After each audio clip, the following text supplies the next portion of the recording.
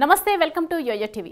ఆత్రం సుగుణ మొన్నటి వరకు ప్రభుత్వ టీచర్, కానీ ఇప్పుడు కాంగ్రెస్ తరపున ఆదిలాబాద్ ఎంపీ అభ్యర్థి. మొదటి నుంచి వామపక్ష భావజాలానికి ఆకర్షితులైన సుగుణ అనేక ప్రజా ఉద్యమాల్లో తన వంతు పాత్ర పోషించారు. మలిదశ తెలంగాణ ఉద్యమంలోనూ యాక్టివ్గా పాల్గొన్నారు. సాధారణ టీచర్ నుంచి ఎంపీ అభ్యర్థి వరకు సుగుణ ఎలా ఎదిగారు, ఆమె రాజకీయాల్లోకి రావడానికి కారణాలేంటి అనే విషయాలు సుగుణ రియల్ స్టోరీలోనే తెలుసుకుందాం.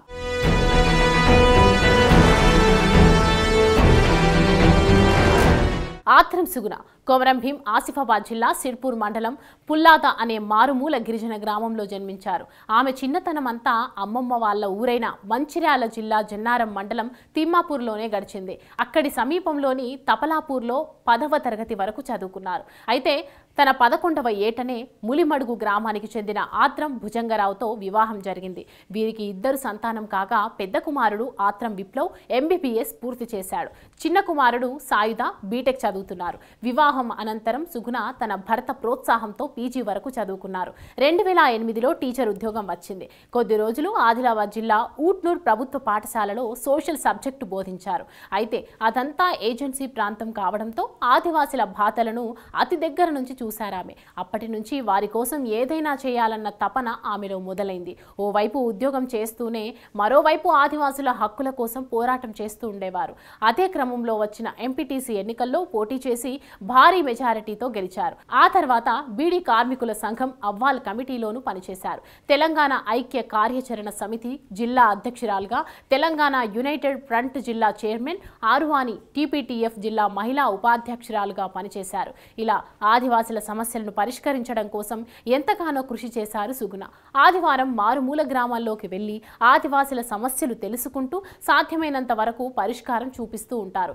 లాక్డౌన్ సమయంలో ఆకలితో అలమటిస్తున్న గిరిజనులకు ఆహార వస్తువులను సరఫరా చేశారు. కనీసం మంచినీటి సౌకర్యం లేక మూత్రపిండాల వ్యాధులతో బాధపడుతున్న వారికి అండగా నిలిచారు. 35 మంది అనాథ పిల్లలను హైదరాబాద్లోని దుండిగల్ స్ఫూర్తి స్వచ్ఛంద సంస్థ నిర్వహిస్తున్న పాఠశాలలో చేర్పించారు.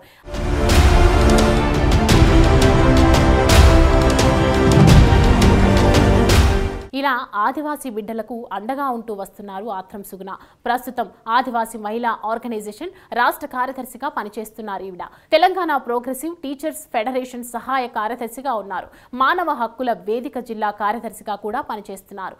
అరుణోదయ కల్చరల్ అసోసియేషన్ ఉమ్మడి జిల్లా కన్వీనర్ గా బాధ్యతలు నిర్వహిస్తున్నారు. ఆమె భర్త ఆత్రం భుజంగరావు ప్రభుత్వ ఉపాధ్యాయులు. పిట్టబొంగరం ఆశ్రమ పాఠశాలలో పనిచేస్తున్నారు.